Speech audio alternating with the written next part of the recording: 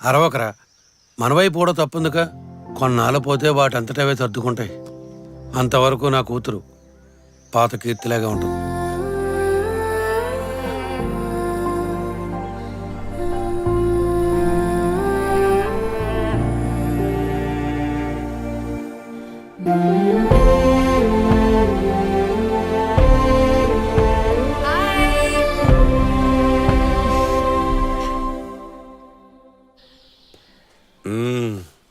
నేను చేసింది తప్పు, నన్ను మన్నించండి అని కాళ్ళ మీద పడి వేడుకుంటుందనుకుంటే మళ్ళీ కుస్తీలు పట్టడానికి వెళ్ళిపోయిందా?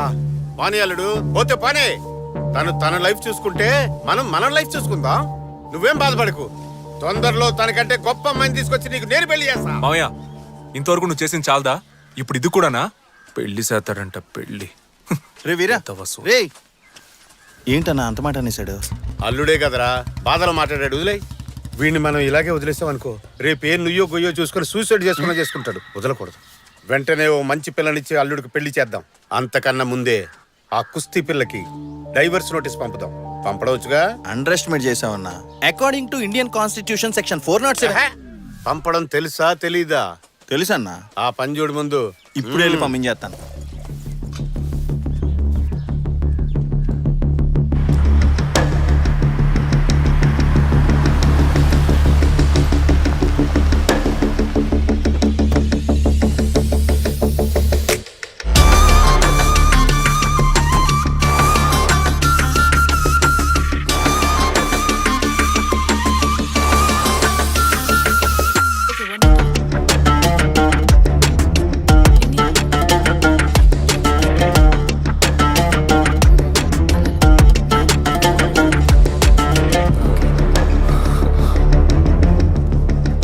Girls, you're doing it wrong. Could you hold this for me? Come on. So now, can you take this leg back? Yeah. Yeah, that's the position. Okay. Lokesh, over here. Thank you. ఎరా, tournament works ఎన్ని ఉన్నాయి? వచ్చి రాగానే నీ లీలలు మొదలు పెట్టేసావా? నన్నేం చేయమంటావు? పిల్ల మస్తు హాట్ ఉంది కదా. Mind you, she's married. Oh really? Wow. I'm more comfortable with married women. వీళ్ళకంత సీన్ లేదు. ఇప్పుడు ట్రైనింగ్ తీసుకుని దేశం కోసం ఆడి ఏం పీకి పరేస్తారంట. మెడల్స్ చేయడానికి మగాళ్ళు ఉన్నారుగా.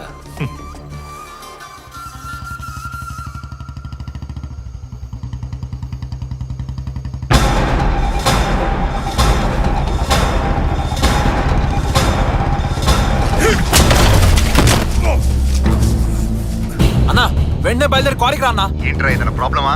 చెప్తున్నా కదా, త్వరగా రాను నువ్వు.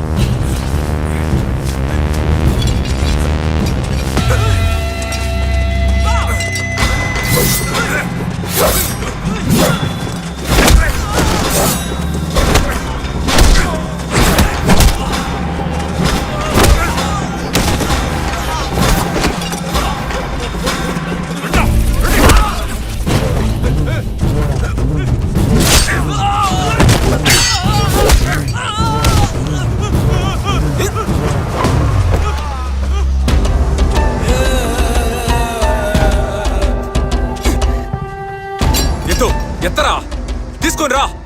ఇవాళ నువ్వో నేను తేలిపోవాలి. నీతో గొడవపడి నేను చంపటానికి వచ్చా అనుకున్నావా? ఎప్పుడైతే నీ పిల్లం నన్ను కొట్టి నీ ప్రాణం కాపాడిందో ఆ రోజు నువ్వు చచ్చిపోయావు.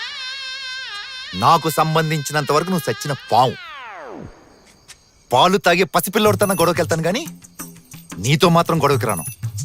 నీ మీద చెయ్యాలన్నా కూడా అవమానంగా ఉంది. నీకు విషయం తెలుసారా? ఎప్పుడైతే నీ పిల్లం నన్ను కొట్టిందో ఆ రోజు నుంచి నా పిల్లం నా మర్యాద ఇవ్వడం మానేసింది. ఊరందరి ముందు ఆడదాంతో దెబ్బలు తిన్నాను ఉమ్మేసింది.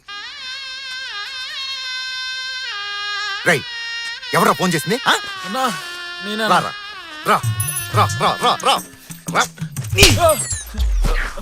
ఇలాంటిదేదో జరుగుతుందని ఫోన్లో విషయం చెప్పమంటే రాన్నా అన్నావు. వీటి గురించి ఇంకోసారి ఫోన్ చేస్తే మిమ్మల్ని అందరినీ చంపి జైలుకెళ్ళి కూర్చుంటా. నా పాటికి నేను కార్తీక దీపం సీరియల్ చూస్తుంటే టెన్షన్ పెట్టారు కదా టెన్షన్. రేయ్ రారా రేయ్ పరా. స్లిప్పులెట్టి పాస్ అయ్యవా చదివి పాస్ అయ్యవా? గది లేదు. దా రే, రే, అల్లు, అల్లు. ఉరోని.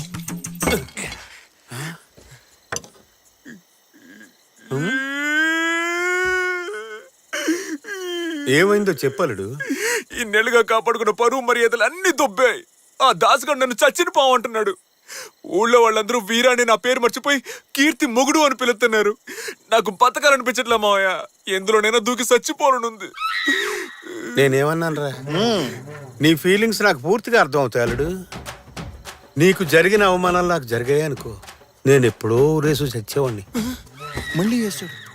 నిన్న కాకినాడ కాంతారావు ఇంటికెళ్ళి మా అల్లుడికి మీ పిల్లనిస్తావా అని అడిగాను. దానికి ఆయన ఏమన్నాడో చెప్పమంట? ఏమన్నాడు?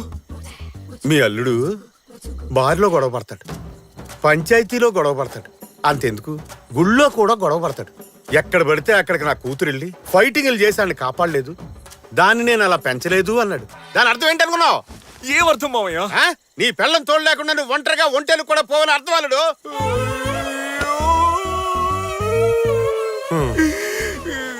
ఇవన్నీ వింటూ నేను బతికుండాలా? ఇప్పుడే చచ్చిపోతా.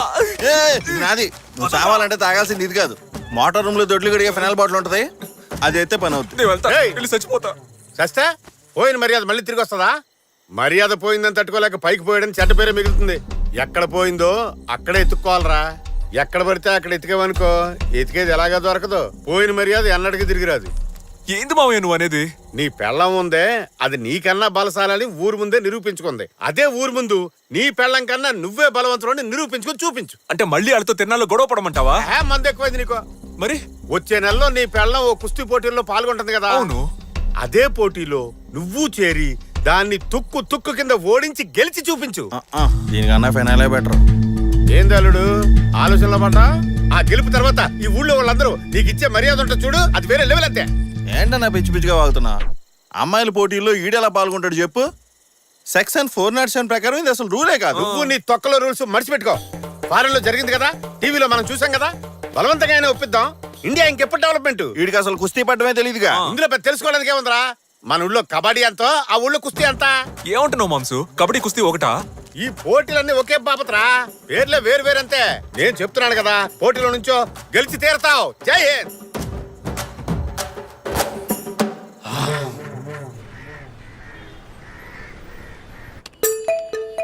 అయ్యో, చెబితే మీకు అర్థం కాదా? అది లేడీస్ కి జరిగే పోటీ. ఆడాళ్ళు మాత్రమే ఆడాలి అందులో. జెంట్స్ ఆడే పోటీలో పాల్గొను నువ్వు. అది జరగని పని అని చెప్తున్నా. నా మేనల్లుడు లేడీస్ మ్యాచ్ లో పాల్గొంటాడు. వాడికి అది లైఫ్ అండ్ డెత్. ఓయ్, నువ్వు అనుకున్నట్టు ఇది సాదా కుస్తీ కాదు, మట్టి కుస్తీ. మట్టి కుస్తీ అంటే మట్టిలో తనుకుంటారా? కుస్తీ అంటే modern free style wrestling, mat మీద ఆడేది. కానీ మట్టి కుస్తీ ఓల్డ్ ట్రెడిషనల్ రెజ్లింగ్, మట్టిలోనే ఆడాలి. Super tough. అదంతా నువ్వు చెప్పకూడదయ్యా. మేమంతా పుట్టినప్పటి నుంచి మట్టిలోనే దొరిలాం. గిల్లి, గోలి, బొంగరం, కోతుకొమ్మచ్చి, చుక్చుక్కు బిళ్ళ, తొక్కుడు బిళ్ళ, కర్రసాము, ఇలా మేము ఆడిన ఆటలన్నీ జీవితంలో వాడుంటావా? మేమందరం మట్టిలో మాటికెళ్ళయ్యా. నువ్వు మట్టి వాగుడు ఆపి మా అల్లుడు పేరు రాసుకో ముందు. రాసుకో. Hello sir. అవును సార్, బాగా నసగాళ్ళ ఉన్నారు. ఇదిగో వస్తున్నారు. ఈడే ఒక పొట్టి నస, మన్న నస అంటున్నాడు. వెళ్ళు, నువ్వు వచ్చాక చెప్తా. ఏంటి ప్రాబ్లం? సార్, రాజమండ్రి ఏరియా నుంచి వచ్చా సార్. కీర్తితో కుస్తీ పట్టాలి, పోటీ పెట్టమని తన హస్బెండ్ ఒకటే నసపెడుతున్నాడు సార్. వాళ్ళిద్దరి మధ్య ఏదో సమస్య అనుకుంటా, అది ఎలా తీర్చుకుందాం అనుకుంటున్నాడు సార్. ఇంట్లో సమస్య అయితే దాన్ని ఇక్కడ తెలుసుకోవాలా? కోర్టుకు వెళ్ళమనవయ్యా, ఇడియట్స్. కోర్టుకి వెళ్తే ప్రాబ్లం తొందరగా తేలదు. వెంటనే సొల్యూషన్ కావాలనే కదా ఇక్కడికి వచ్చారు. అందరూ తప్పేంటి? అయితే మ్యాచ్ అరేంజ్ చేయమంటావా? ఏంటి నువ్వు? మ్యాచ్ అరేంజ్ చేస్తే తప్పేంటి? ఇంతకు ముందు హస్బెండ్ అండ్ వైఫ్ మ్యాచ్ జరగనేలేదు. జరిగితే ఆల్రెడీ పోటీలన్నిటికీ షెడ్యూల్ ఫిక్స్ చేశాం కదా సార్. స్పెషల్ కేటగిరీ మ్యాచ్ అని అనౌన్స్ చేస్తే పోలా? అంతా మన చేతిలో పనేగా. అది సరే, నువ్వెందుకు ఈ మ్యాచ్ జరిపించాలని అంత ఇంట్రెస్ట్ చూపిస్తున్నావు? కమ్ ఆన్, ఈ మ్యాచ్ జరిగితే నీకు నీ క్లబ్కే బెనిఫిట్. ఎలా చెప్పు? ఒక హస్బెండ్ వైఫ్ మ్యాచ్ జరిగితే పబ్లిక్ లో ఒక ఎక్సైట్మెంట్ ఉంటుంది. స్పాన్సర్స్ చాలా మంది వస్తారు, అడ్వర్టైజ్మెంట్స్ ఉంటాయి. మనం టికెట్ రేట్స్ పెంచి డబ్బులు బాగా లాగొచ్చు.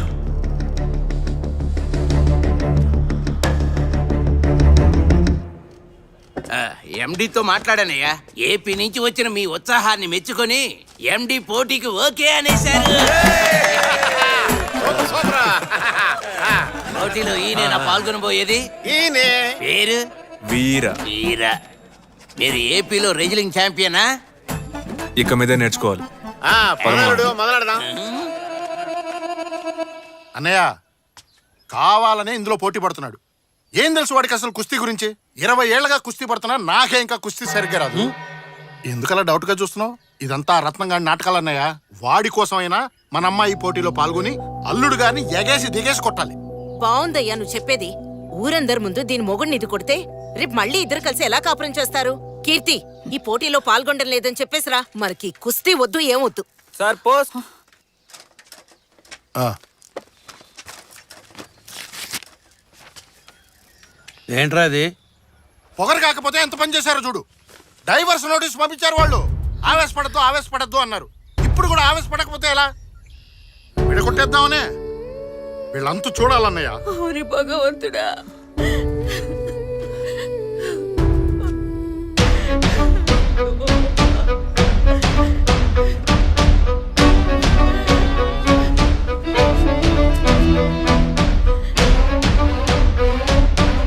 ఈ పోటీలో నేను ఖచ్చితంగా పాల్గొంటాను.